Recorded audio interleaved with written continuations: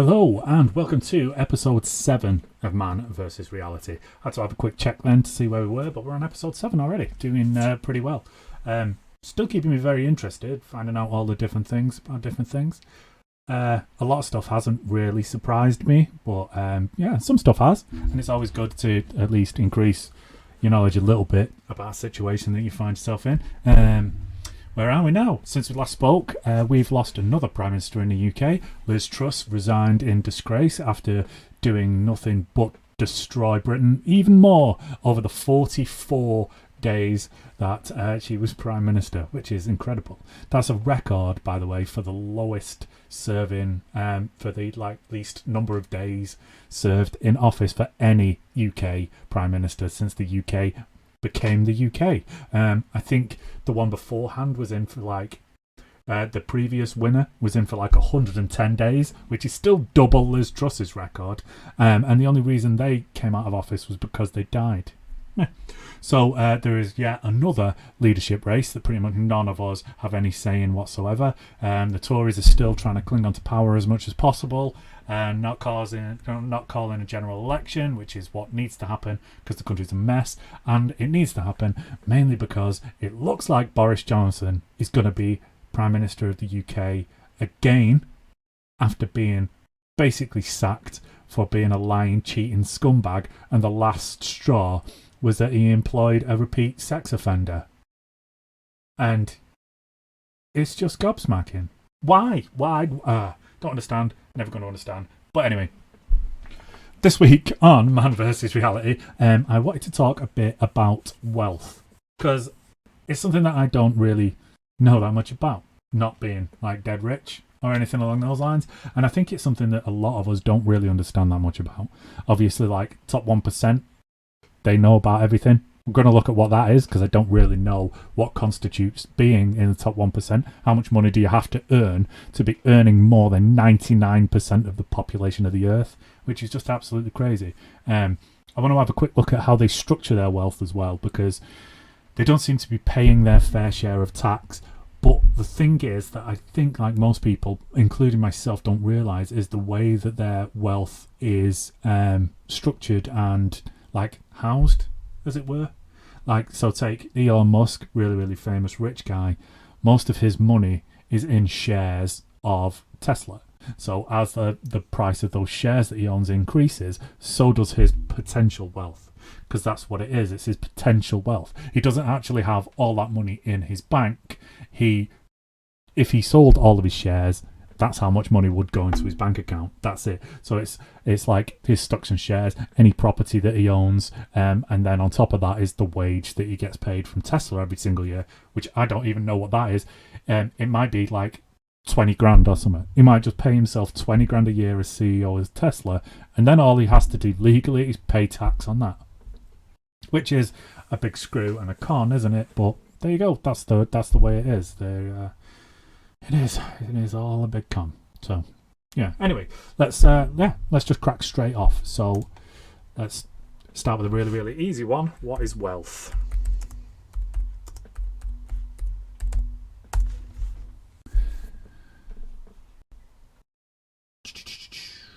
What is wealth management? You see, now this is what I want to get into a little bit later on. So wealth management is obviously the way that they hide, move, and store their money, isn't it? That's going to be what rich people is.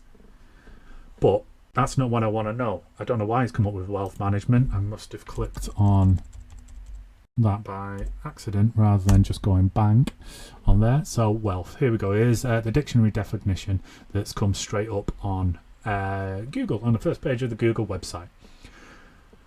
Wealth is an abundance of valuable possessions or money. There you go, you see.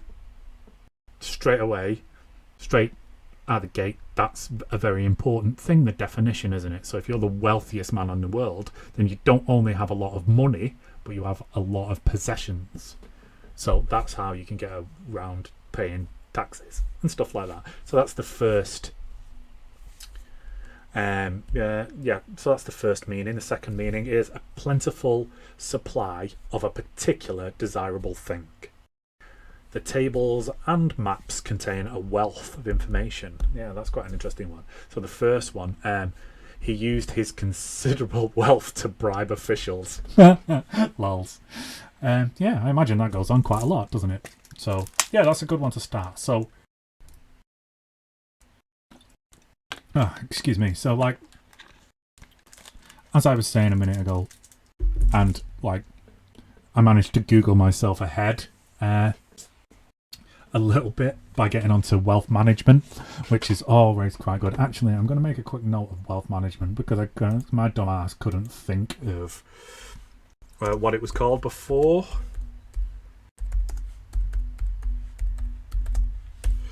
When I was writing up a list of what I wanted to look into, which I've got on my other screen just over here. Yeah, that's one of the things I wanted to look at, how people structure their wealth and how they go about hiding it so they don't have to pay any kind of taxes or anything like that. So, wealth. Here's the first few lines from the Wikipedia entry. Wealth is an abundance of valuable financial assets or physical possessions which can be converted into a form that can be used for transactions. Right, cool. So if you've got a bunch of stuff that you can sell stuff off to make either obviously like digital credit money or actual real money, then you are wealthy. This includes the core meaning as held in the original Old English word wheel, W-E-A-L, which is from, oh my god, that just gets a little bit boring. Sorry, off on a bit of a tangent there. Should have maybe skipped ahead a little bit. So that's basically what wealth is. If you've got a bunch of valuable stuff or a bunch of money, then you are wealthy. So you can be cash rich or you can be asset rich. I imagine a mixture of the two things is what goes into making you rich as fuck, which is what we're going to look into next. So, next question I want to have a look at is, we hear all the time about the top 1%. So let's see what makes a person in the top 1%.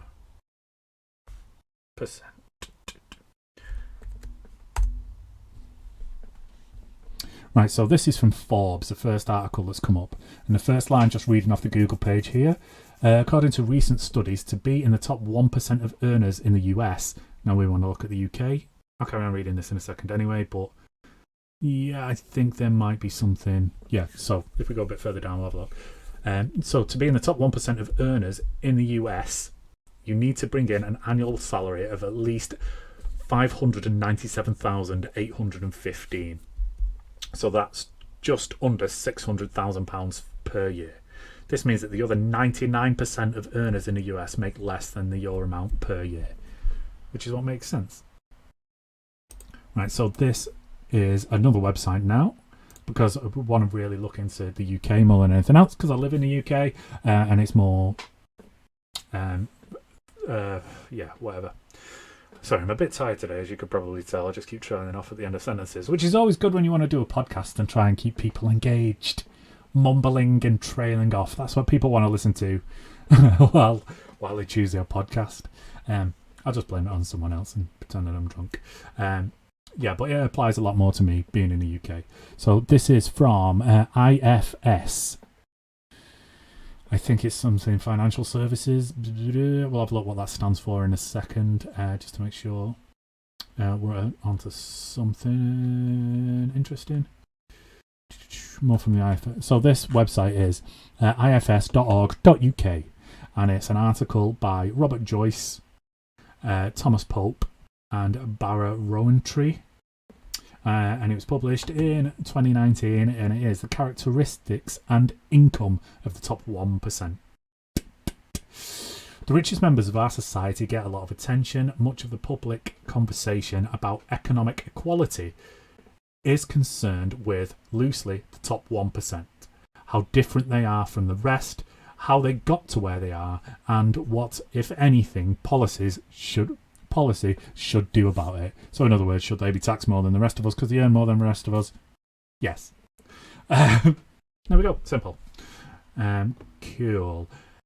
This briefing note uses data from HMRC's income tax records to document some key facts about the highest income people in the country. Right, so it's showing a video here. So figure 1, share of the national income accounted for by the top 1% of Right, so figure 1 is a graph and it shows the share of the national income accounted for by the top 1% of adults. So the top 1% of earners, this graph shows us from 1981 up till 2013, maybe just touching on 2014. No, last one's on 2013. In 2013, 14% of the entire income. I'm assuming it's just from the UK. Or is that from worldwide? Shares referred to in the current. If it's HMRC, then it's just from the UK, isn't it? Okay, yeah. So the top 1% of adults in the UK in 2013 took home 14% of the wealth of the entire country. Just compared to like how much have changed since 1981. In 1981, they were taking home about 6.5% of the total income for the entire country. So it's pretty much doubled between 81 and 2013. Now, we're in 2022, so there's another 10 years of that graph to go on the top of there, and I shudder to friggin' think what is going on. The highest income 1% of adults received around 14% of national income. This share increased significantly in the 1980s as overall inequality increased. But the group pulled further away from the rest throughout the 1990s and most of the 2000s until the financial crisis.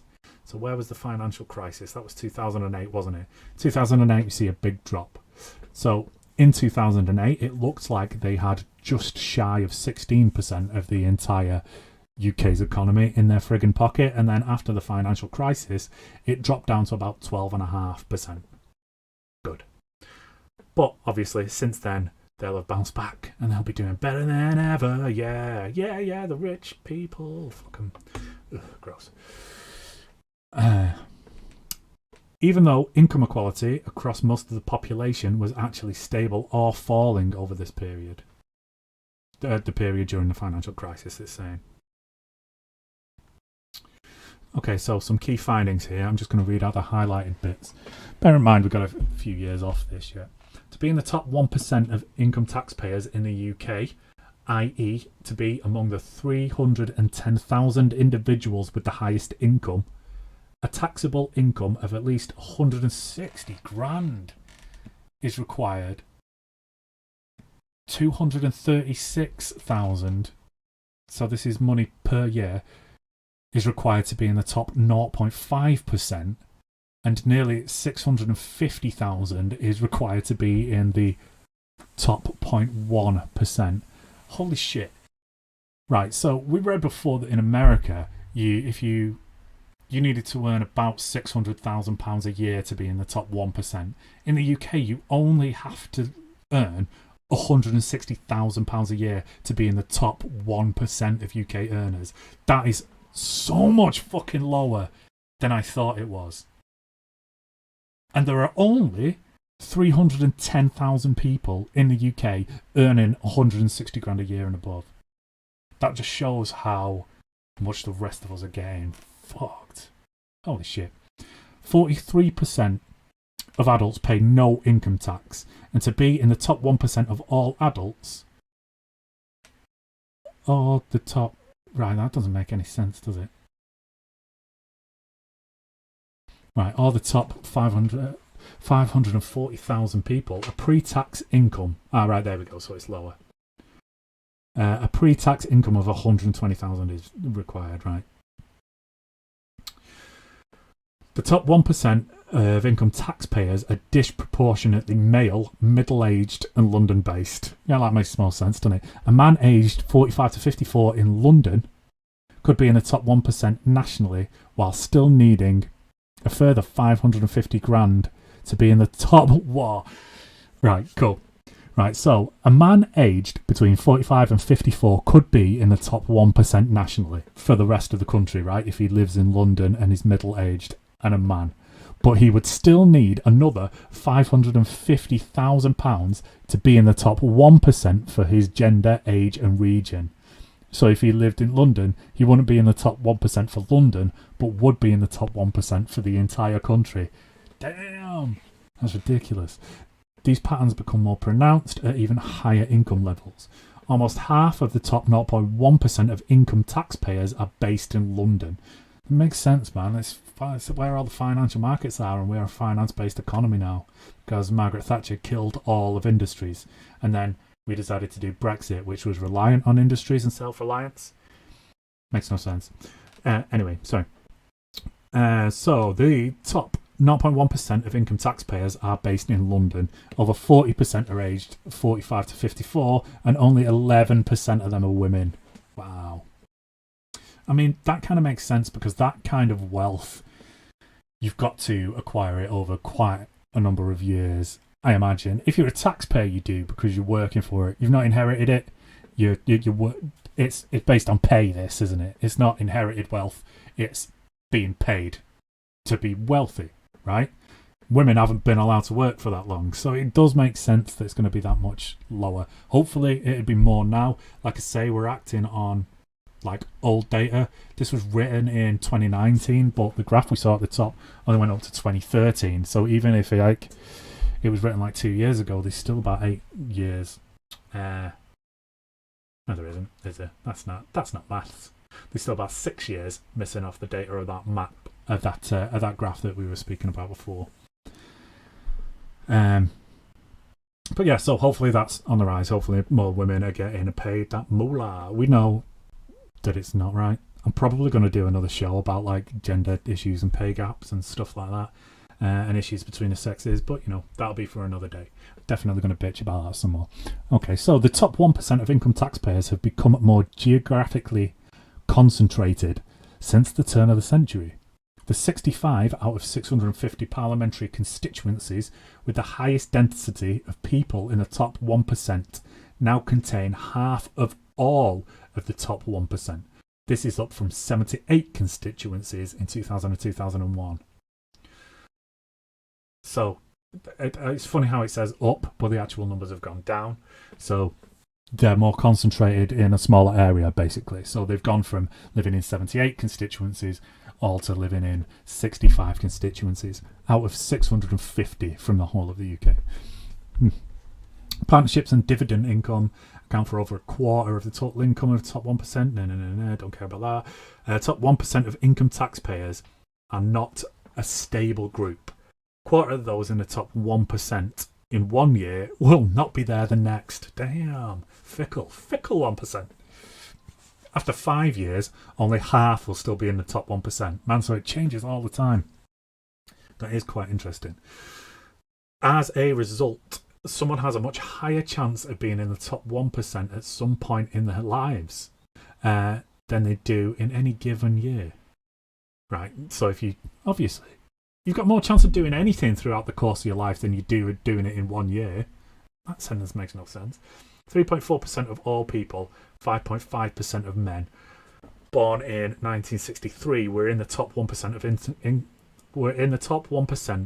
of income taxpayers somewhere between 2000, 2001 and 2015, 2016. That's still a tiny amount of people who are just taking all of our money. Absolutely ridiculous.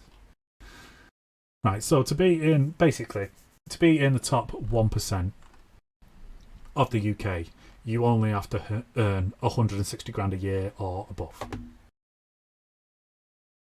That's basically what that means, what we're looking at there. Let's see if we can find any more information. It'd be interesting to see what you have to earn worldwide.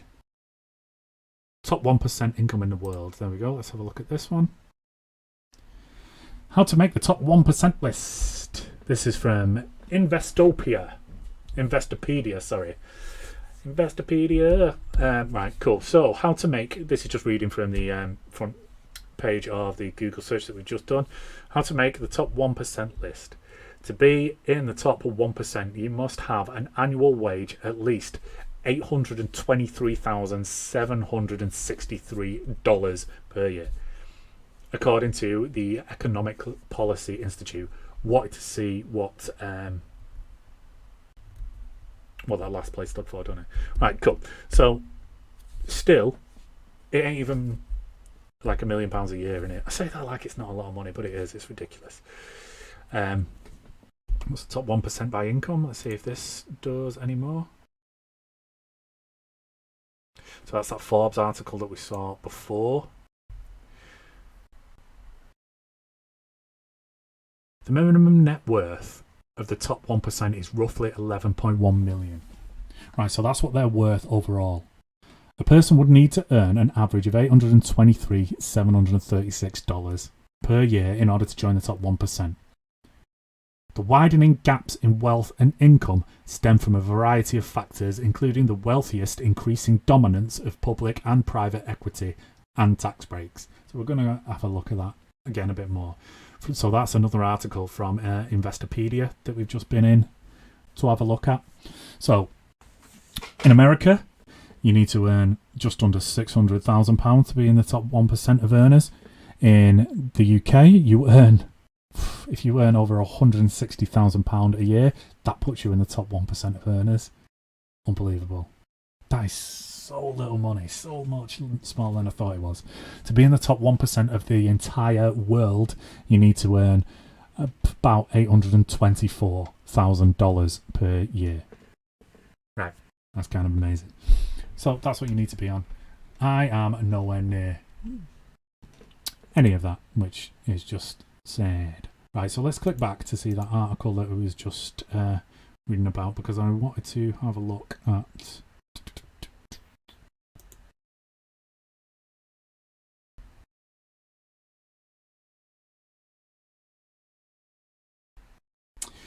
There. IFS. What does IFS stand for? So just so I know that we were on a reputable site when we were reading all those facts and figures out before.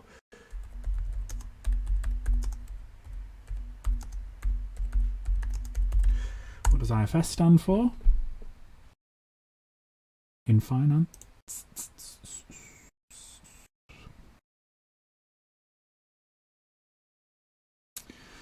There we go. So on the first page, it is International Financial Systems. That can't be right. Independent Financial Systems? No, it is UK. Independent Financial Solutions. IFS stand for...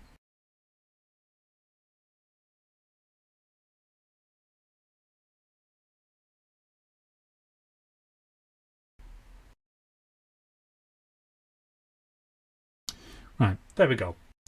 There's the actual IFS we were looking for. So I'm sorry about that. I just went a bit like, I thought I'd had a stroke for a mild little minute there. So I put in, what does the IFS stand for in finance in the UK? It's coming up with Independent Financial Solutions, but that's not it.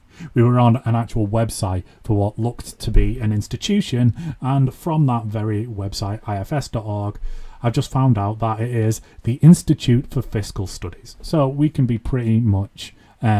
yeah, sure that those guys knew what they were talking about. They literally do fiscal studies. It's in the title of their fucking institute. So, right. There we go. Thank God for that. Jesus Christ, I thought I was really having one then. Ugh, absolutely ridiculous. Right, so. Oh, sorry. Very dry. Right, so now we know how rich you have to be in the top 1%. Who's the richest person in the world?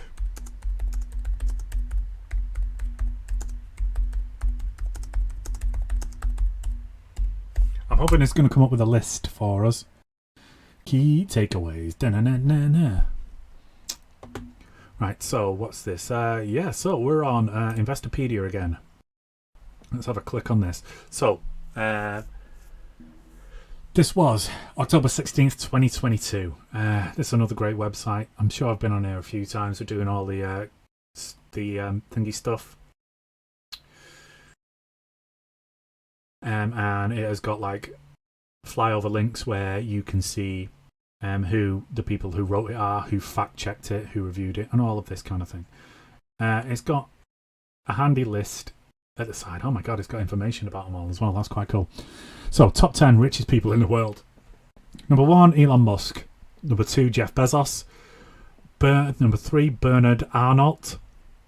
Number 4, Gautam Adani. Number 5, Bill Gates. Number 6, Warren Buffett. Bill Gates has just gone through a big divorce, hasn't he, and lost half of his shizzle. So, yeah, there we go. Number 7, Larry Page. Number 8, Sergey Brin. Number 9, Steve Ballmer. And number 10 is Mukesh Ambani. Right, so billionaires play an outsized role in shaping the global economy, politics, and philanthropy. Forbes puts the number of billionaires in the world at 2,668 in 2022, the wealthiest among them being in an even more exclusive club and to wield even more power. Many of these billionaires are founders of tech giants. Much of their wealth is still invested in the companies that they started. They, however, still borrow against that wealth to avoid selling stock, deferring or eliminating for heirs taxes on unrealised capital gains in the process. So there's some tax dodging for you there. Multi-billionaires can also take advantage of a panoply of tax deductions to offshore reported income, leaving some on the list as paying no income tax in recent years. Dirty bastards. But like I say, it depends how they... Right, so let's have a look at this. So there's some like little bullet points at the top of each one of these kind of things. So Elon Musk is number 1 on the list. He's 51. He's in Texas. He's the co-founder and CEO of Tesla. I'm pretty sure he bought it, but whatever. His net worth, $228 billion. Ugh, vile.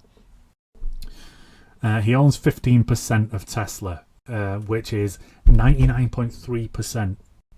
99.3 billion of his 228 billion net worth.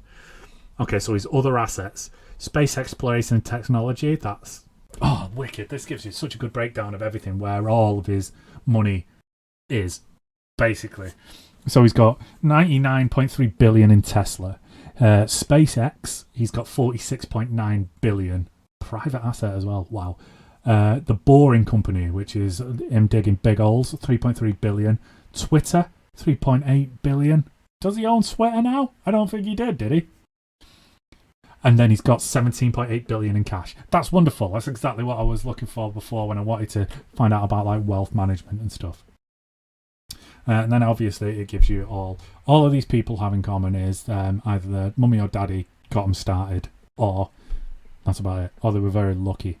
Jeff Bezos, 58, born in Washington. He is the founder and executive chair of Amazon, and he's worth 144 billion. So the number 2 is nearly 100 billion behind Musk. That's insane. That's just nuts money, isn't it? He's got a 10% ownership stake in Amazon, which is worth 121 billion.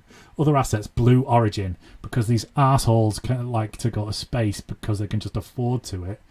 Yeah, Blue Origin is his personal space project. Got 9.15 billion in there. The Washington Post. Wow. He owns that, 250 million private asset in the Washington Post, 14.1 billion in cash. Bernard Arnault. Now, I've never heard of this dude. He is 73, lives in Paris. He is the CEO and chair of LVMH. No idea what that is.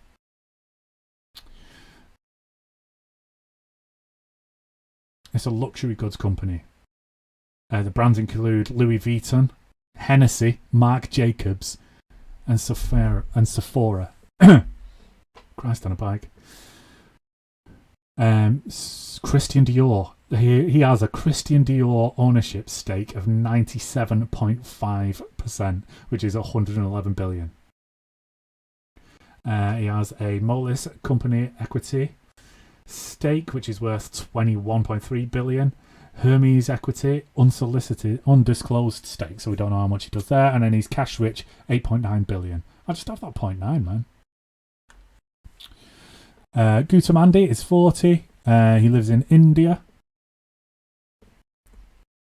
Co-founder and chair of the Adani Group. ADANI Group. He's worth 125 billion. Bill Gates, here we go. 66, lives in Washington, co-founder of Microsoft. Net worth 111 billion still. Jesus Christ. His ownership stake of Microsoft is only 1.3%, and it's worth 25.6 billion. That's fucking nuts. He also has Cascade Investment, which is a 51.8 billion stake, and he's got 52.4 billion in cash. Bill Gates does a lot of good stuff with it though, but I mean, he still shouldn't have that much money. It's gross, isn't it? Warren Buffett, 92, lives in Nebraska. Berkshire Hathaway is the CEO of the company he's CEO for. 98.2 billion he's worth. Berkshire Hathaway ownership stake, he's got 16%, worth 97 billion, and then he has 1 billion in cash. And I know Warren Buffett's name, but I don't think I recognise him if I tripped over him. Larry Page, 49, from California. Co-founder and board member of Alphabet. Net worth 93.6 million. He has a 6% ownership stake in Alphabet, 79.5 billion in cost, and then 14.1 billion in cash. No women on this list. 9. Okay. No women on this list, going all the way down to the bottom. Fun times. Alright, so there we go.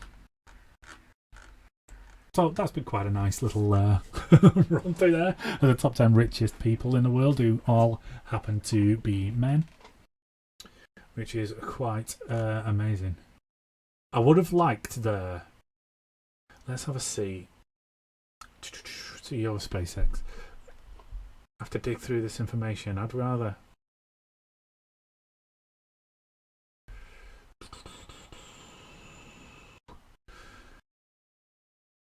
Right, so I was... I wanted to have a look there to see if it said like how much... Right, there we go. So, in November 6, 2021 tweet, Musk asked his Twitter audience whether he should sell 10% of his Tesla stock, farming the issue as a response to criticism of unrealized capital gains as a means to avoid taxes. He proceeded to sell shares worth 16.4 billion over the remainder of 2021.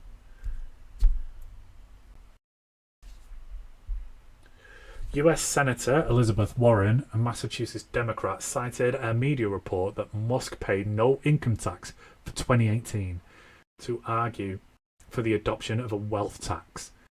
And if you open your eyes for 2 seconds, you realise I will pay more taxes than any American in history this year, Musk responded on Twitter. Thanks to a surge in Tesla shares and private transactions boosting the reported valuation of SpaceX, Musk led the global wealth ranking has continued to grow. His net worth hit a high of 340 billion in November 2021. That's a gross amount of money. But it doesn't look like the dude pays any fucking tax, does it? I'd like to ask him how I could sleep at night, but he'll just say, "Oh, you're in a big comfy bed rolling around in money." God, I hope you get hit by a Tesla. Not really. Obviously, I don't wish people dead. I just wish that he'd pay some tax so people don't have to be poor. Or he could at least, double the wages of all his staff and not just keep all the money. The reason that his stocks are rising in price is because he's the Teslas are so popular, they're selling loads of them, and the company is just keeping the money and hoarding it like a dragon when they could be paying everybody who works there double and not even give a shit. Oh, it's gross. Makes me want to be sick. Right, so we'll go from that. Richest person in the world. Elon Musk, 241 billion at the minute. He did have 350 billion at the height of his richness at the end of 2001. So now let's look at the average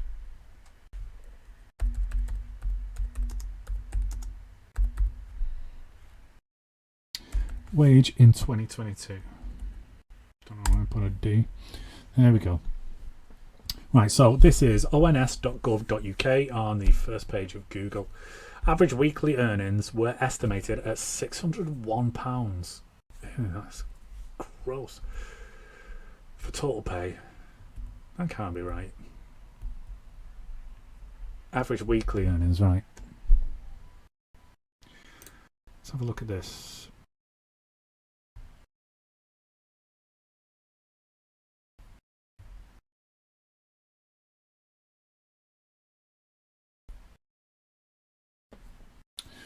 Right, so it's saying here, so this is Statista.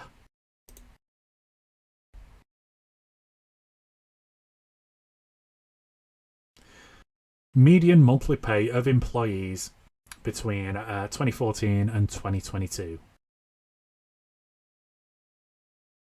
So in July in 2014, the average median pay of the UK employee was £1,598 per month. Now the average is 2,111.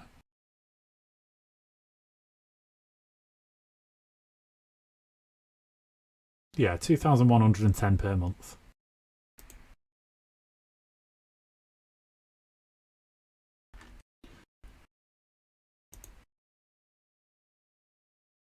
And let's go for yearly.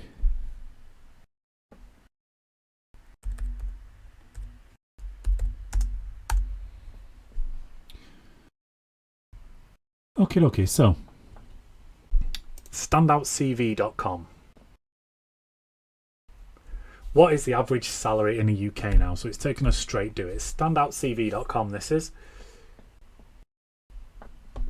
There are technically a few ways to view the data of average pay in the UK, but let's keep it simple.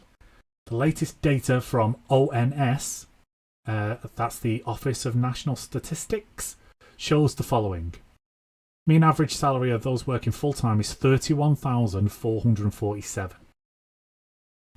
The mean average salary of employees in the UK is £31,447. Median average salary for those working full-time is 31, so that's the midpoint, 31,285. The median average salary for all employees in the UK, so that's full-time and part-time then, I imagine, is 38,131. So if we take 31,447 as our doodah, yeah, as our, so what's right? So let's just do a little thing to check on what's average. Like, what are they? Mean, median, and mode, aren't they?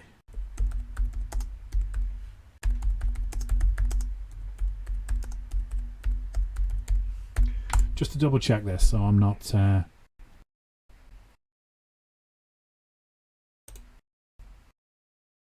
think it's going to be a video. Don't want to be playing that. Thanks very much.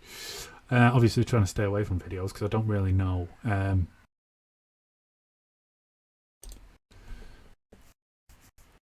I don't really want people chasing me up copyright stuff. So this is Britannica.com. Man, this is Encyclopedia Britannica, but online. This is like what Wikipedia was before it was Wikipedia. Mean, median, and mode. In mathematics are three principal ways of designating the average value of a list of numbers. The arithmetic mean is found by adding the numbers and dividing them by the sum of numbers there are. So basically, to find the mean of the UK salary, you add up the salary for everyone work. So it's that top one there. So to find that, the mean of that salary there, you add up the salary for everybody working full-time in the UK, and then you divide it by the amount of people who are working full-time in the UK, and you will get that 31,000. Okay?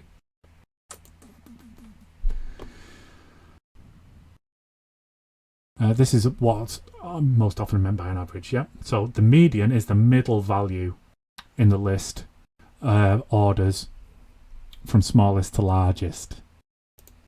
Okay, so the median for everybody working full-time is actually lower, which is quite surprising. So if you get the lowest salary and the highest salary, then the median is the one that's in the middle of both of those salaries. Okay? The mode is the most frequent occurrence, which is why it's not mentioned there. So the mode is the one that comes up most often. So say like more people than anybody else paid 20 grand a year, then that'd be the mode salary for the UK. They haven't worked that out. But yeah, so that's good. So we'll go for the mean because that makes the most sense, doesn't it? So it's adding up all of the salaries together in the UK and then dividing them by the amount of people working full time in the UK. So that's what mean is. So that's it. 30. So let's get a calculator up, shall we?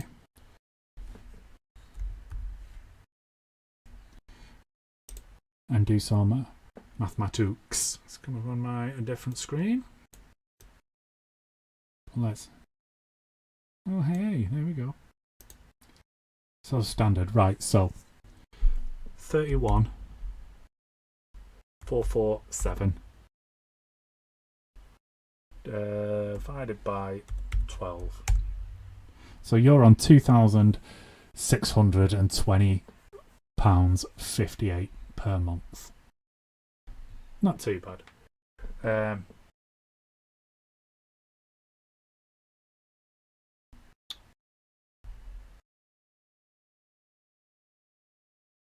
Right, so 31,447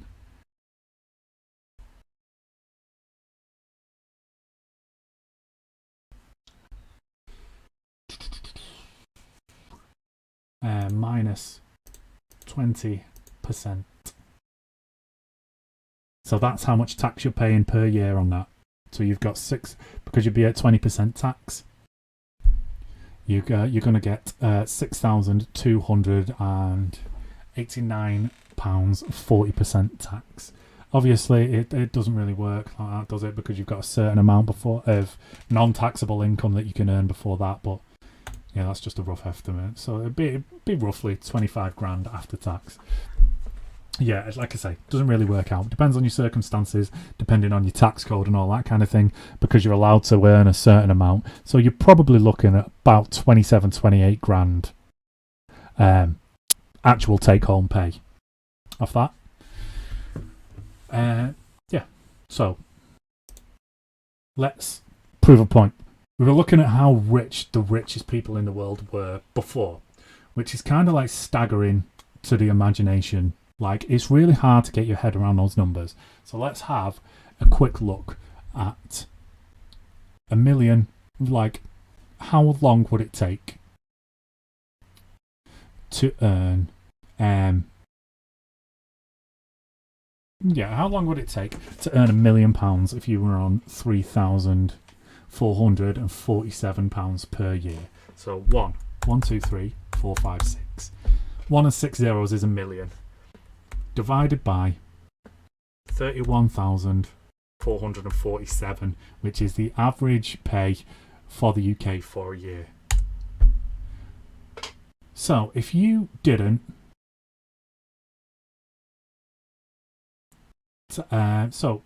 get any tax and you didn't spend a goddamn thing and you just put your wages in the bank every single month of the year, every single year, it'd take you 32 years, close enough, 31.79 years to earn £1 million. Okay, that's a million. So you'd have to, if you were getting paid the average pay that they pay in the UK today, it's going to take you 31.8 years to earn £1 million. All right. So now you want to really get your freaking mind blown. Let's cancel that off and let's do a billion. So it's 1, 2, 3, 4, 5, 6, 7, 8, 9. So that's a 1. This is 1 billion. All right. Bearing in mind, Elon Musk was worth 350 billion at the height of his richness. So how long would it take you to earn $1 billion on the UK's average salary? So we're doing 1 billion divided by 31,447. It would take you 31,799 and a half years. Okay, so thankfully, if you're watching the video, you can see all the sums that I've just been doing at the side there. So there's the second one down is like the rough tax. I don't know why I'm pointing at it with my finger. I've got this cursor here. So Yeah, so that's how much you're taking home a month, 2.6. After tax, you're probably going to get a bit more than that. You'll probably be looking at like 27, 28 grand per year, depending on your allowances and all that kind of stuff. To earn £1 million at the average UK wage, if you didn't spend a goddamn cent and didn't get taxed at all, it would take you 31.8 years. All right? To earn £1 billion at the average UK wage, it would take you 31,799.5 years to earn 1 billion at the average wage. That's how much of a piss take it is that rich people are getting so rich. Okay, so let's have a look now at the difference. I don't know why I'm doing it there. Let's go back to Google. Okay, so that's good fun. So 31,500 per year is the average for the UK. So let's have a look at the difference between CEO and average worker.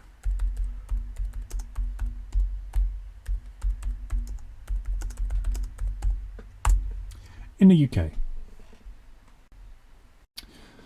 So this first one that comes up on the Googles is it's CEO salary in the United Kingdom from www.salary.com. The average CEO salary in the UK is £368,402 per year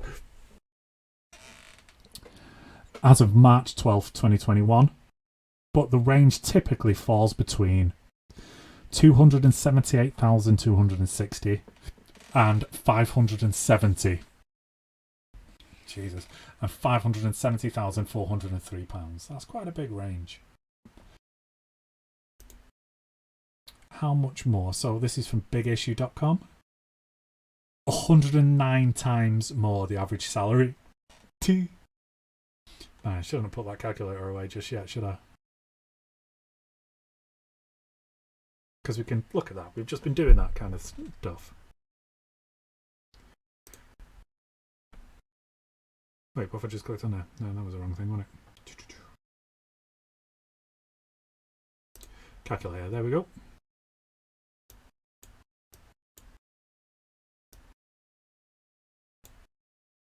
Why has it come up so big and daft now? Okay. Oh, everything's going wrong. No.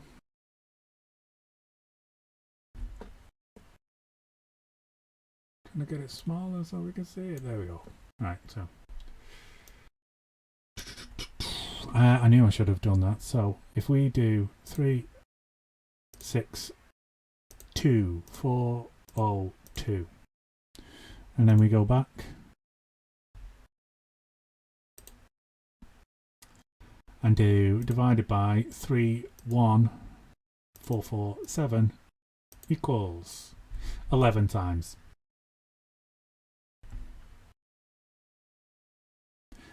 It's 11 times bigger.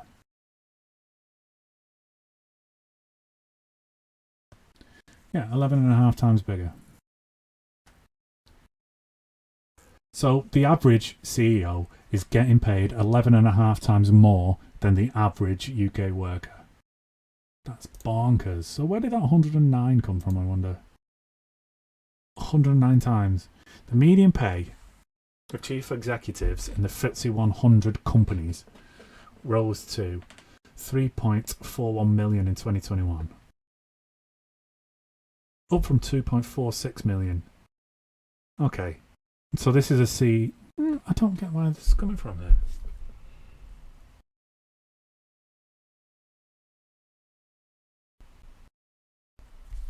Right, so we've just done the averages then. This is just like the ridiculous amount of much. That means bosses. Oof, that's incredible. Right.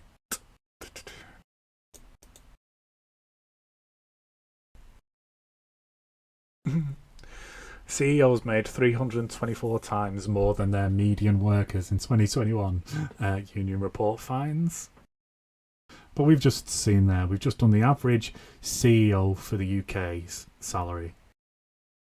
divided by the average salary for the average full-time worker in the UK, and on average they're getting paid 11.5 times more.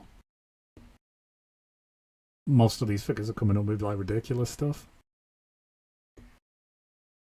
What do CEOs really earn in the UK? So we're getting into ridiculous times.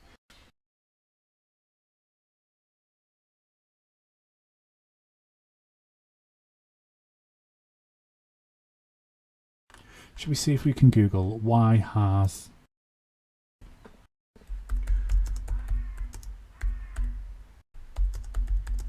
worker pay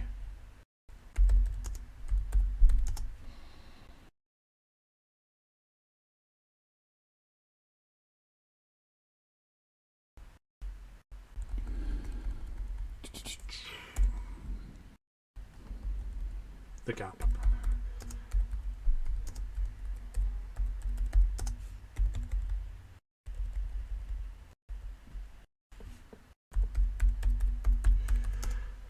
Right. So I'm just Googling now. UK. Yes, there we go. Cool. Why has the gap between CEO and worker pay increased so much in the UK? Reuters. CEO pay rebounds, gap widens with workers, reports say. Ugh.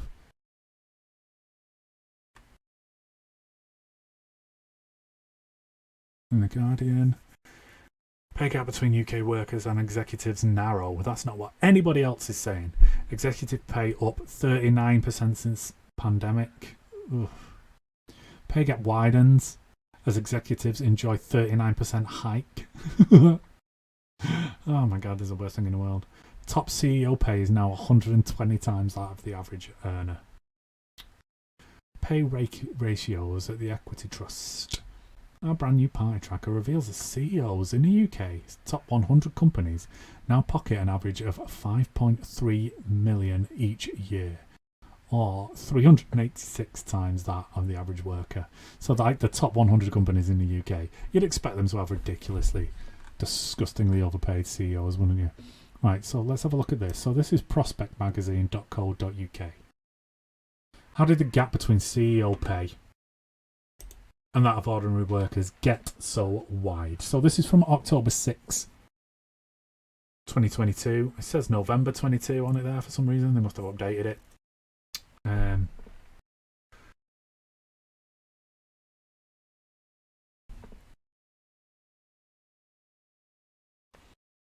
It isn't really just could you do with like some footnotes? They've got one of the most unequal companies in Britain. That's quite cool. I don't think this is going to be anywhere near easy to answer, is it?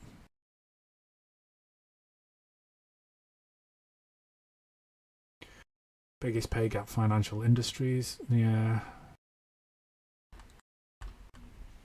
I'm looking for something with some... So again, 109 times is coming up there. What is the ideal ratio of CEO to average worker pay? 2021, it was estimated that CEO to worker compensation ratio was 398.8 in the US. Oh, holy shit.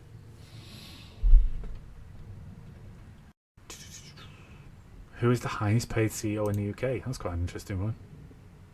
Sebastian D. Montessus of the mining company Endeavour, who was paid 16.9 million. Damn.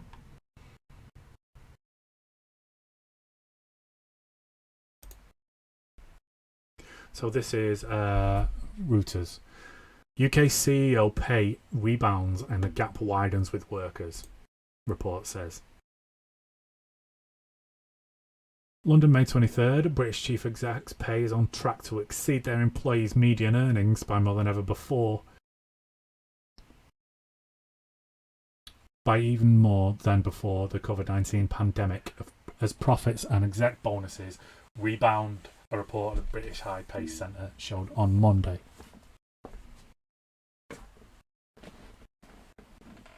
Latest updates. Boris Johnson, boredoms. Yeah, that's cool. Pay gaps are set to rebound post-pandemic. according to the think tank, which focus on economic inequality.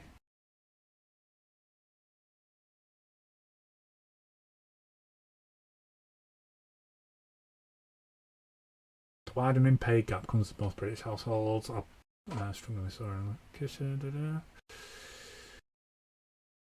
across employees as a whole, pay for 10% earners rose by 11.1%. Oh shit! See, right. So, across employees as a whole, pay for the top 10% of earners rose by more than 11.1% in the year to March, compared with the median of 5.5% and just 0.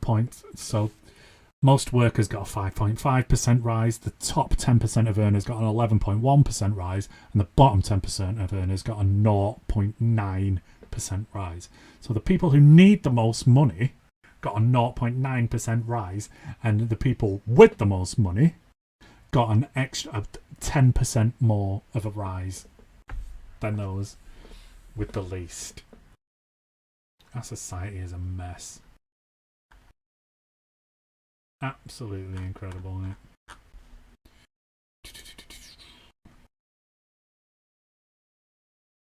Yeah, so this is just going to be absolutely ridiculous. So the average, the pay for the average CEO in the UK is 11.5 times bigger than the pay for the average full-time worker in the UK. So anyway, let's have a look at wealth management. Move on to a little bit of that, because I don't understand why they're allowed to get so much money and get away with it. I imagine it's due to wealth management and the government that we've got in charge. So the reason that Liz Truss has had to go is because she's just tanked the economy, because she was trying to bring in more pay rises for the richest people in society. And as you've seen on the trickle-down economics episode, if you've not watched that, go and have a look. It doesn't friggin' work. And it's absolutely gross. Okay, so how does wealth management work?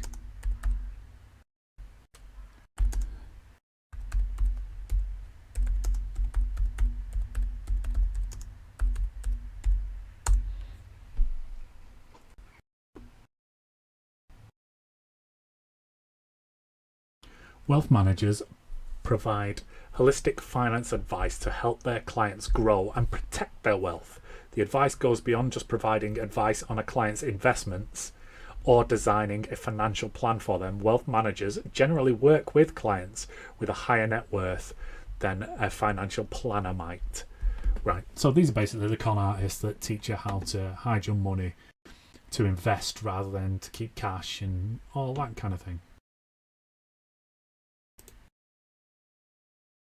So let's have a look at this. This is from Investopedia again. Investopedia. I like this site because, like I was saying before, it's got, and it does a key takeaway. Right, cool. What is wealth management? Key takeaways. Wealth management is an investment advisory service that combines other financial services to address the needs of an affluent client. A wealth management advisor is a high-level professional who manages an affluent client's wealth holistically, typically for one set fee. The service is usually appropriate for wealthy individuals with a broad array of diverse needs. Wealth management example. Here we go. Generally speaking, wealth management offers why wealth management offices have a team of experts and professionals available to provide advice across different fields. For example, consider a client who has 2 million in investable assets, in addition to a trust for their grandchildren, and a partner who has recently passed away. A wealth management office would not only invest these funds in a discretionary account, but also provide will and trust services required for tax minimization and estate planning. Wealth management advisors in the direct employ of an investment firm may have more knowledge in the area of investment strategy, while those who work for a large bank may Wealth management business structures, fees for wealth management, strategies of a wealth manager. Right, here we go. This is what I want to overdo. The wealth manager starts by developing a plan that will maintain and increase a client's wealth based on their financial situation, goals, and risk tolerance. Importantly, each part of a client's financial picture, whether it's tax planning or wills and estates, are coordinated together to protect the wealth of the client. This may coincide with financial projections and retirement planning. After the original plan is developed, a manager meets regularly with clients to update goals, review, rebalance the financial portfolio. At the same time, they may investigate whether additional services are needed, with the ultimate goal being to remain in the client's service throughout their lifetime. So basically, wealth management is where you hire a company to keep you as rich as possible with expending as little money as possible.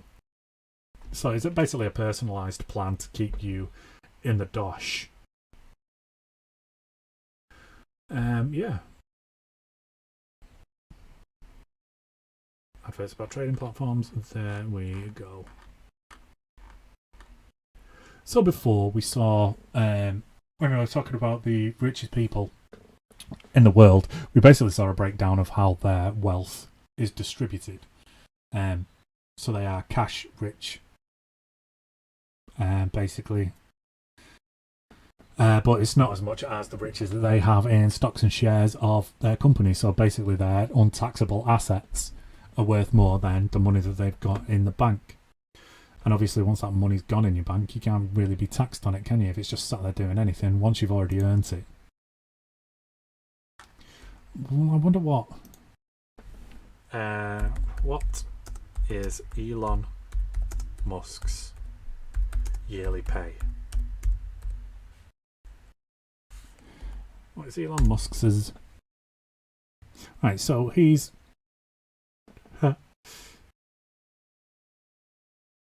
monthly income salary 200 million plus, yearly income 2,400 million plus.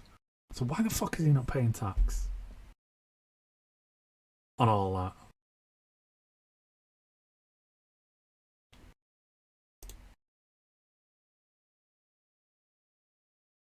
Musk salary, earnings, assets and companies. No, go away. This is from cacknowledge.com. CAknowledge.com. Birth, biological age.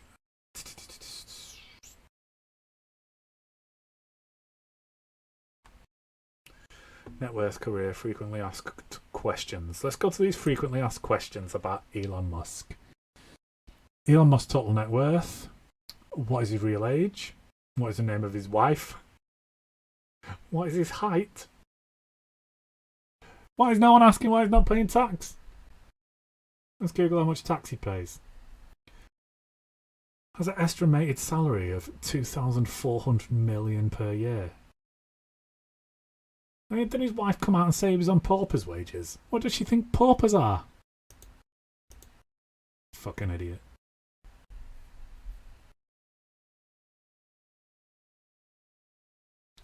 Elon Musk is being paid minimum wages. Starting from... This is 2016. Alright, let's have a look at this.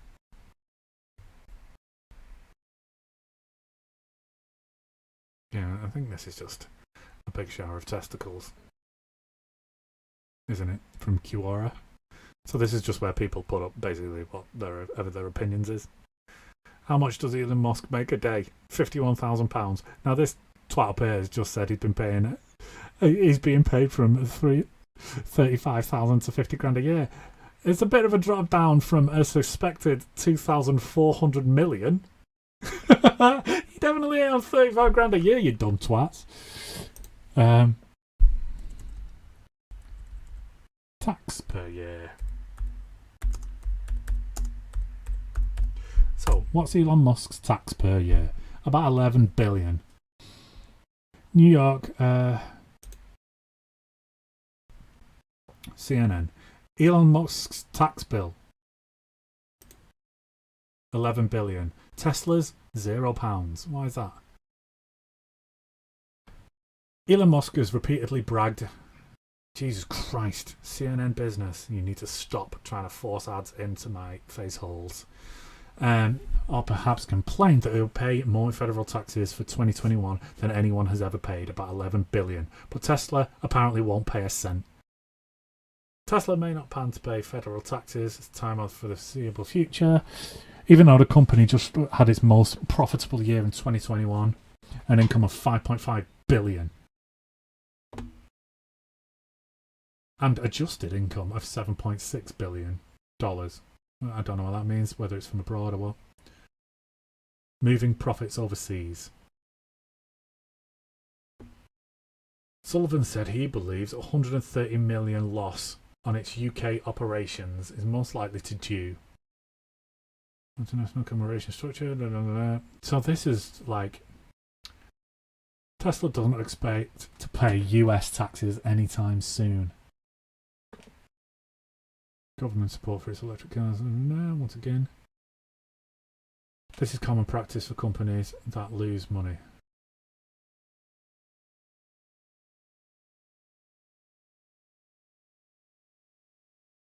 So basically they're getting tax breaks, aren't they? Which is always good fun. Right, so how do they manage to get away with that then? So this, as far as I believe, there is two different ways of doing it. There's a legal way and an illegal way. So tax avoidance is the legal way. Tax evasion is the illegal way. So tax avoidance is where you legally do things to not pay any tax, and tax evasion is where you purposefully don't pay your tax. But let's have a look.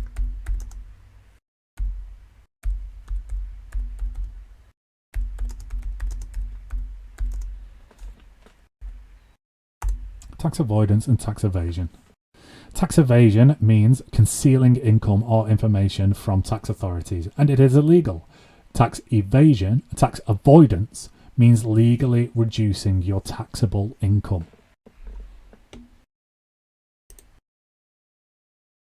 So let's see if it gives us...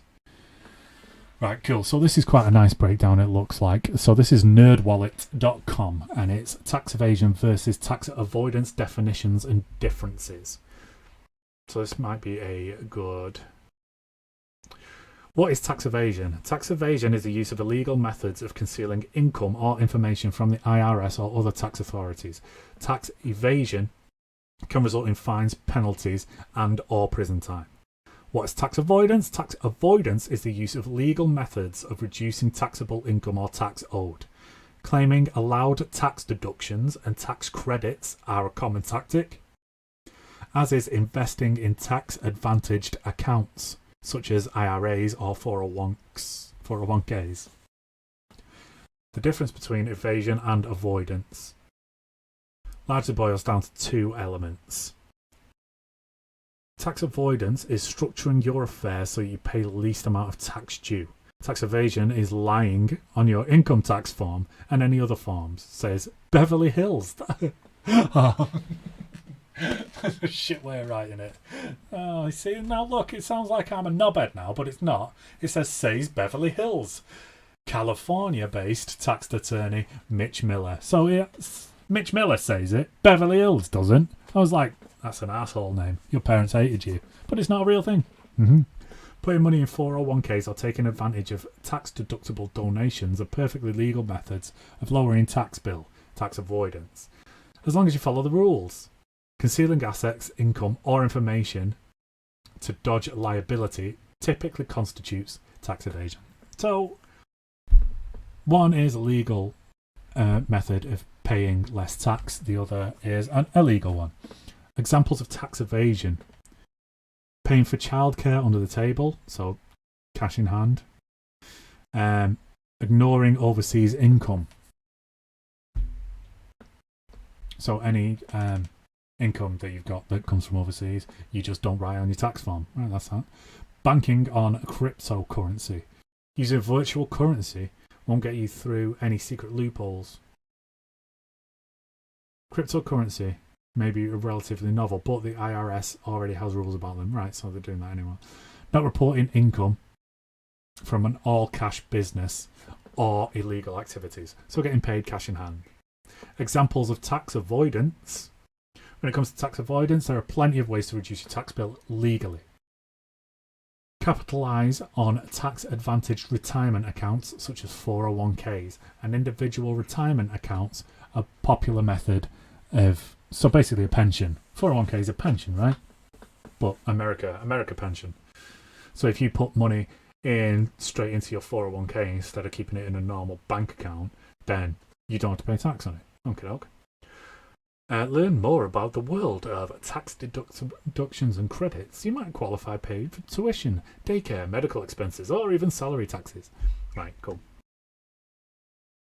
So the illegal one, tax evasion. There's nothing you can really do about that.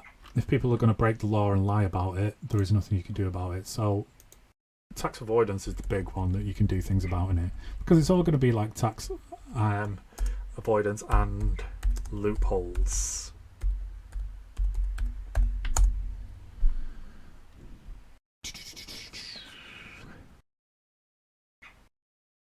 What is an example of a tax loophole?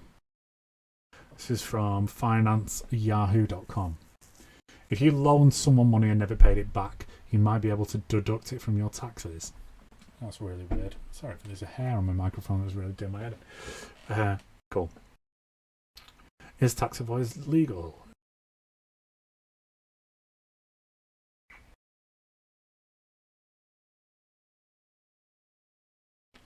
Loophole definitions.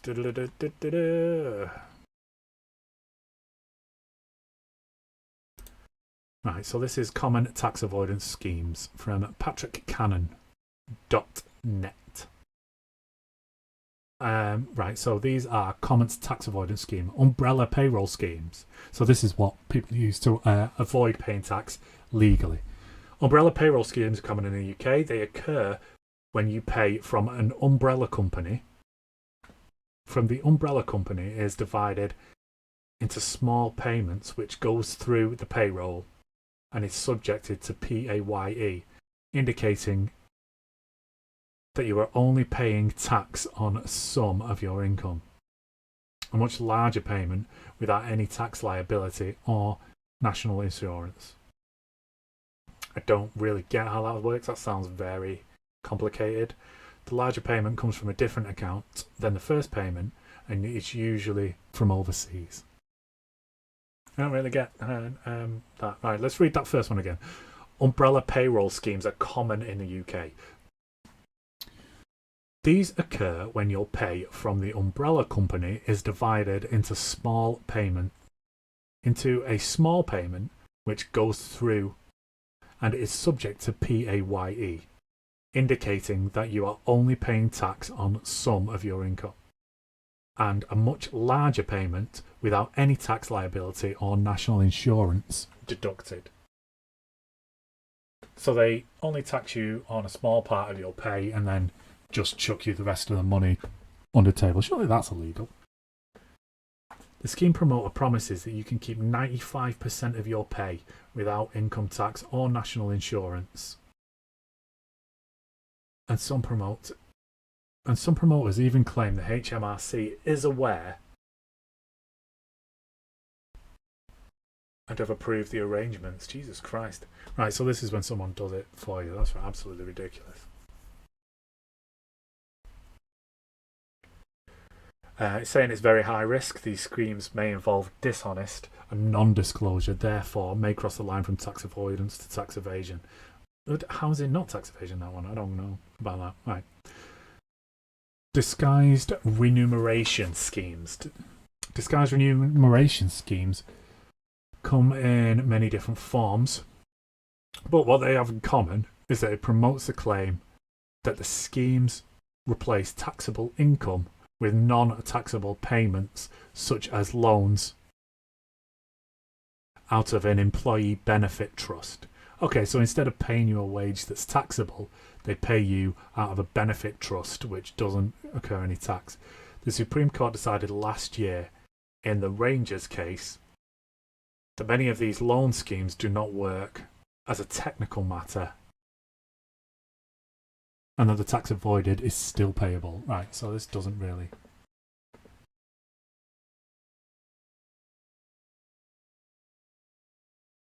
Yeah, so basically instead of paying you out of the company profit and paying you an actual wage that's taxable, they'll pay you from a loan scheme, a loan or a benefit account, which is non-taxable. Amazing. Penalties for tax avoidance.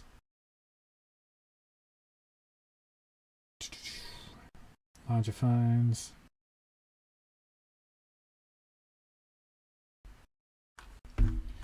Right, so that gave us like two really, really complicated ways there.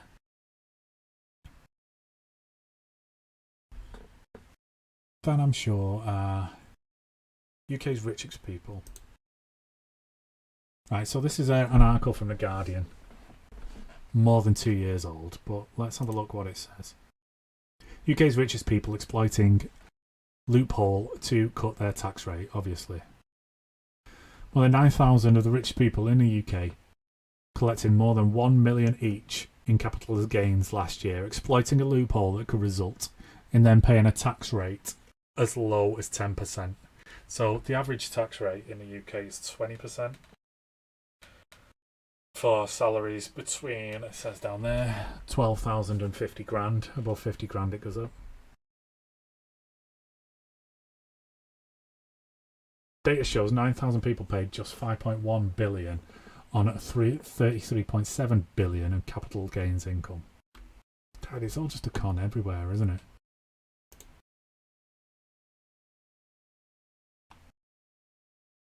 Tax avoidance schemes currently in the spotlight.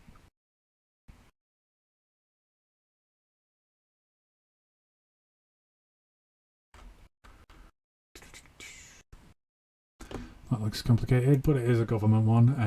Right.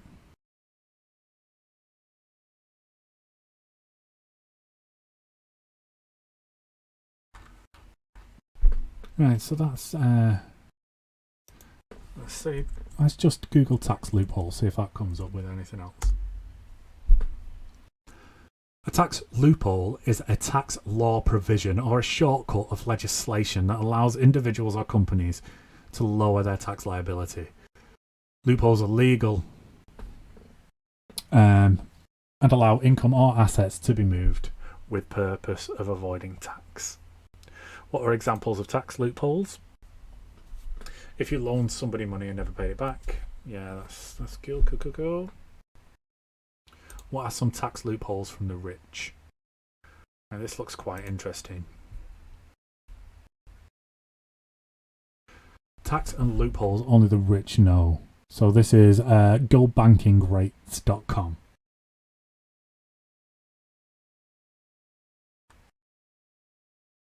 One, claim deprecation.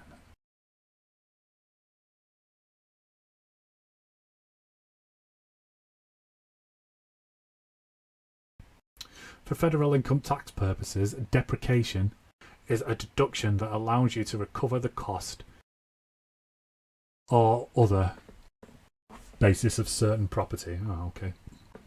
Let's get the deduction. Deduct business expenses. So you can get tax back on travel, on vehicle, on office supplies, on work-related education expenses, or a home office.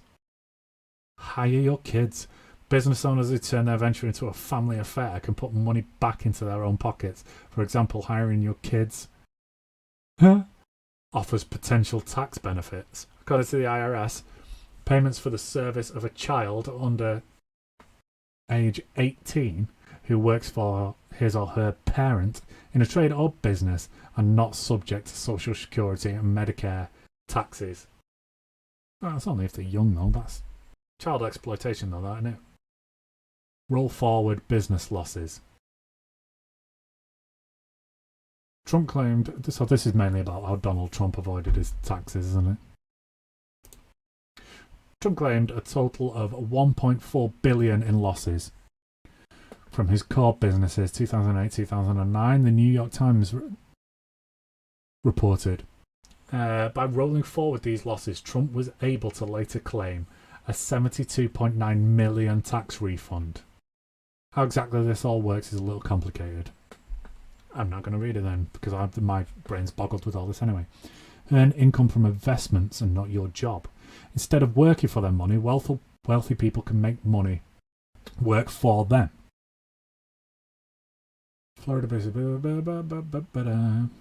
Investments that offer distributions, such as real estate investment trusts and master limited partnerships, are set up in ways that can bring a steadily generated income.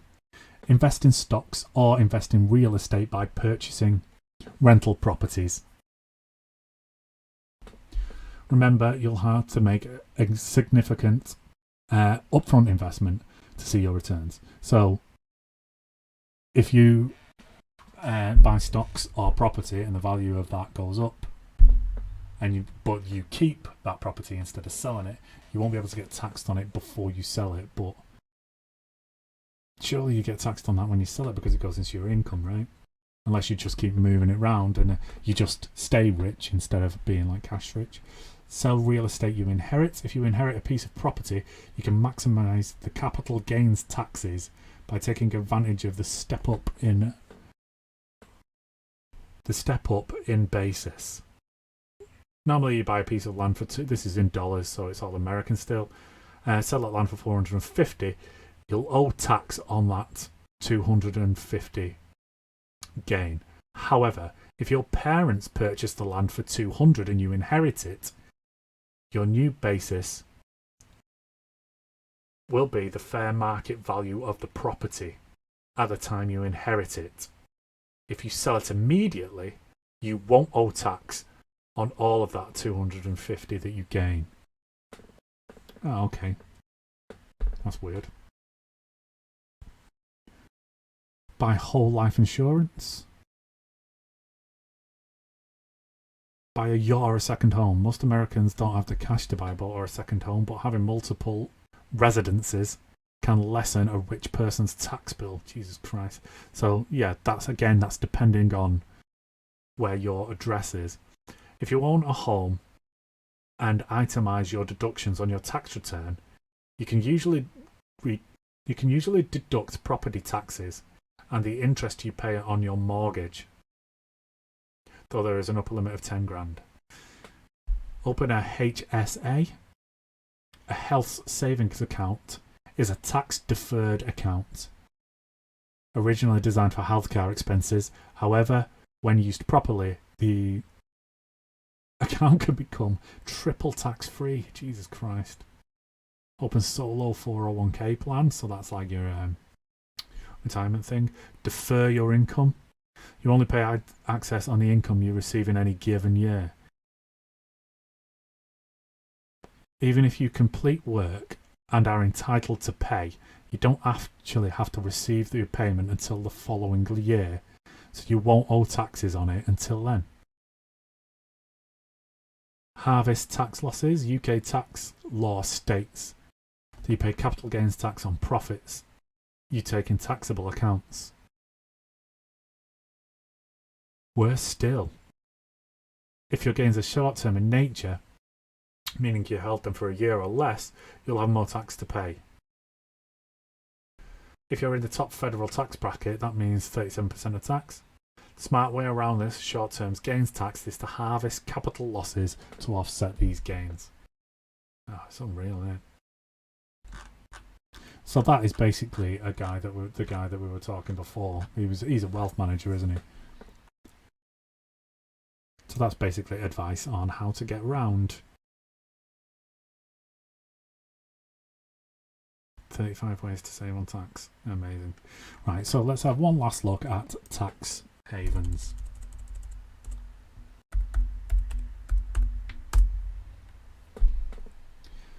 Tax haven.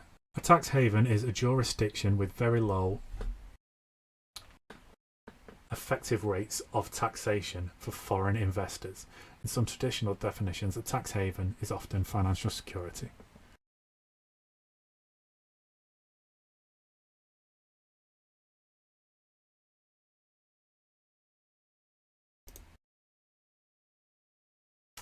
Right, so this is taxjustice.net. What is a tax haven? Although there isn't a universally agreed definition of what a tax haven is, a tax haven generally refers to a country or jurisdiction that enables multinational corporations and individuals to escape the rule of law in the countries where they operate and live and pay less tax than they should in those countries. The term secrecy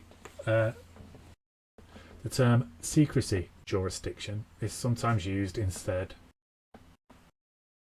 of tax haven to refer to jurisdictions that specialise in enabling individuals to hide their wealth and financial affairs from the rule of law, more than enabling multinational corporations to shift tax out of countries where they operate in order to pay less tax.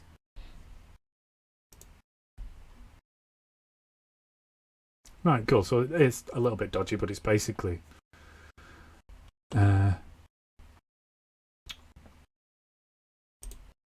place where you can keep your money to pay less tax on it. Okay. Offshore finance explained. Go away. Right, here we go. So that's basically what we've just read. Tax havens nearly always deny being tax havens. Lols. Where are these tax havens? Why would a country or state decide to become a tax haven? What is a shell company? Why are they called shell companies? Shell company is a legal entity created as a tax haven. As shell companies typically exist only on paper with no full-time employees or no office. A single office building in the Cayman Islands, for example, is home to 19,000 tax companies. Rules differ, but the actual owners of many shell companies are not disclosed in incorporation documents. Some use the term shell company or offshore company interchangeably. What are shell companies used for? Legal and illegal purposes. Shell companies can hold money, luxury homes, intellectual property, businesses, or other assets. They also play a vital role in facilitating the flow of illicit money around the globe. Rich but otherwise average folk, including dentists and at least one Albanian greengrocer, use shell companies for reasons that may include making it harder for potential creditors, including former spouses, displeased business partners, or tax inspectors to identify and recoup monies allegedly owed. Investments made through tax shelters can be especially lucrative, owing to significant tax savings and offshore companies may enjoy. Bob Geldof Madonna and US Commerce Secretary Wilbur Ross are among bold-faced names that the ICIJ, which is the website I'm on, has linked to shell companies. Some, like Queen Elizabeth II, say they don't even know they have invested offshore.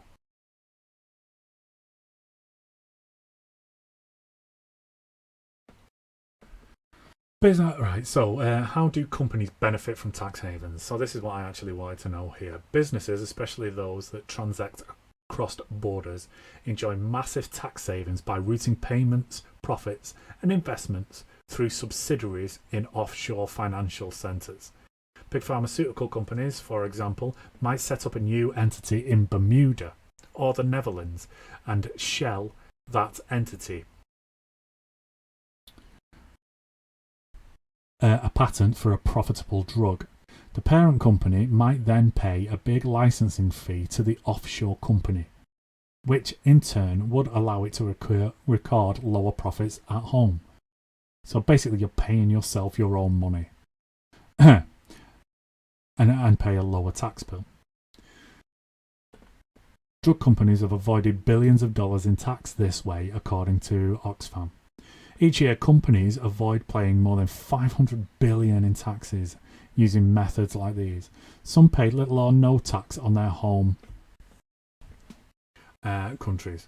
Notable tax avoiders include Apple, Johnson & Johnson, and Skype.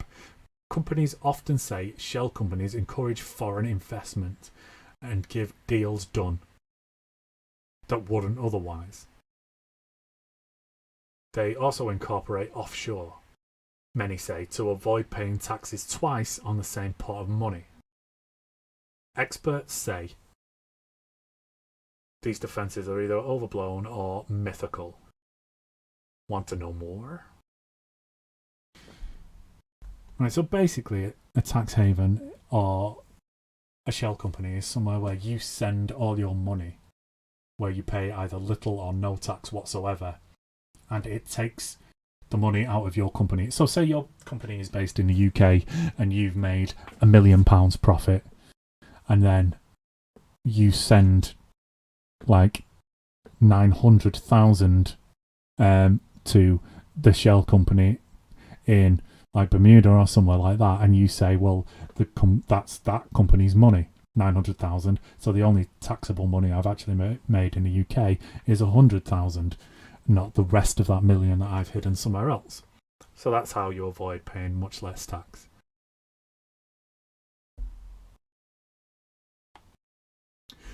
What does it mean when a company says it pays the taxes it owes? Where are they owed?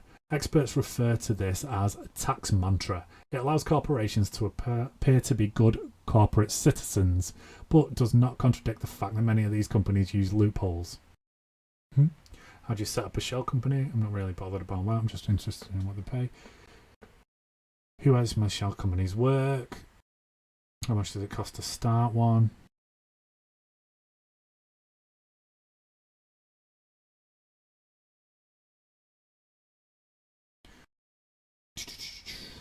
So, yeah. How much money is stashed offshore? It's impossible to know for sure. That's part of the point. It's all secret. French economist Gabriel Zuckman estimates that an equivalent of 10% of global GDP is held offshore. About 5.6 trillion US dollars. US economist James Henry estimates as much as 32 trillion. Jesus Christ.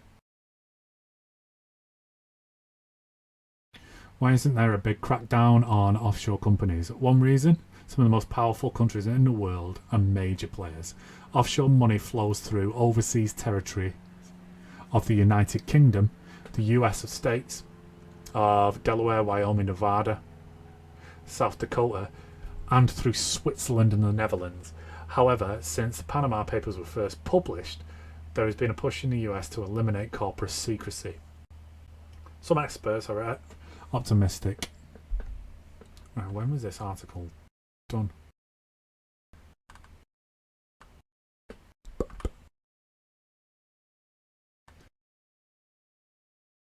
Doesn't really say. No, that sucks. Yeah, it was a really good article actually. From the ICIJ.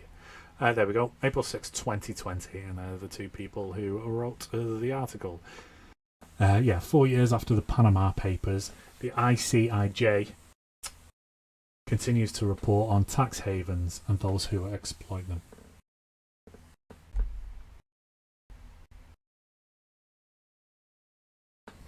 Right, so let's just read this first paragraph. Tax revenue keeps civilization afloat, but not all taxpayers play by the same set of rules. With the help of lawyers, accountants, white shoe professionals, and complicit Western governments, so this is going to be like a lot about the UK, that complicit Western government shizzle, the wealthy and well-connected have avoided paying trillions in dollars in taxes. The rest of us cover the difference. Or, more commonly, can't. Leaving treasuries bereft of money needed to build roads, schools, and tackle existential threats like climate change and global pandemics. So basically they're ripping us all off until we die. Tax havens make all this possible. By some estimates, about 10% of a total output of all economies in the world is parked in offshore financial centres held by shell companies that exist on paper. The cost to governments in lost revenue is estimated to exceed 800 billion a year. The wealthy keep the money to build intergenerational fortunes, create new global aristocratic class, and exacerbating the division between the global haves and the global have-nots. Multinational companies use extra cash to reward shareholders and edge out similar competitors. Countries that need tax revenue, the most lost tax money, percentage of GDP, blah, blah, blah. Years after the Panama Papers, the International Consortium of Investigative Journalists, which is the ICIJ, whose website we're on, remains committed to exposing those who exploit tax havens. A long list that also includes corrupt politicians, mobsters, drugs traffickers, and other criminals who launder cash and assets through offshore companies and throw law enforcement off the scent. The easy way of moving illicit money destabilises governments and helps despots stay in power. Yeah, so basically they're ripping us off by moving their money from the UK to fictional companies or fictional branches of their companies that they establish overseas where the tax laws are lax or they don't pay any tax, and then they basically put all their money over there. They say like, oh, well, most of our stuff is made from this place, so all the money from that stuff that's been sold goes to that place because it doesn't get taxed where it's sold, it gets taxed where the company's based. And it is an atrocity. Billions of pounds lost, less healthcare, less schools, less provisions for everyone. So yeah, there we go. That's kind of how wealth works. Kind of enjoyed looking into that. There's some things I didn't want to know. Some things I didn't know at all. Hope you managed to stay awake till the end of it. That was quite a long, convoluted one, but you know, was actually good fun. Found out quite a lot of stuff. Only 160 grand a year to be in the top 1% of UK earners. That's just ridiculous. Amazing. But yeah, good fun. A lot of stuff to know there. A lot of stuff we found out about how the rich stay rich and manage their wealth and all that kind of thing. Yeah, thanks a lot. Keep checking us out on YouTube or wherever you get your podcasts from. But from this episode of Man vs. Reality, thanks very much. I've been Jay, and I shall see you very soon.